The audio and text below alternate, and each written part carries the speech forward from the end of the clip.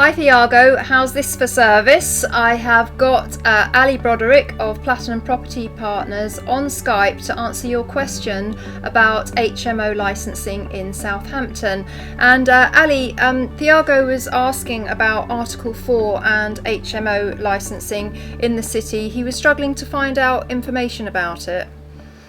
Okay, so Southampton has an area-wide Article 4 direction for HMOs. What that means in practice is that any HMO of 3 or more people needs planning permission. They brought that in to mitigate the effects of studentification in some areas of Southampton where there's an over-concentration of student HMOs. If you go on their website and you put in planning policy into the search bar, it's one of the first things that comes up, and there's a map showing you where it is, and it also quite helpfully gives you a list of areas where the wards have a very high concentration of HMOs. Mm-hmm.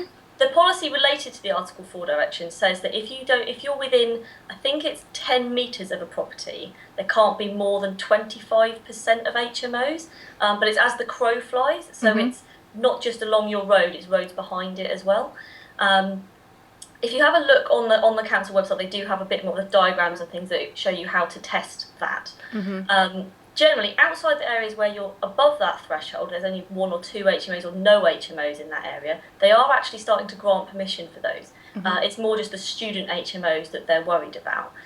Southampton and Portsmouth councils have also done something slightly unusual with their Article 4 directions, and they've made it permitted development to move back and forwards between the C3 and C4 use class and back to C3. So if you're a student landlord, quite frequently you might find that you're letting out to students for 9 months of the year, and then you've got either a holiday let or you just let it to a family for the remaining quarter. And in theory, what that would mean is you go from C3 to C4 to C3, and then you need planning permission to go back to C4 when term started again. And Southampton have made it so that once you've been granted permission HMO, you can then move back and forth in and out of that use class for the period of time they've granted you permission for. Oh, that's interesting.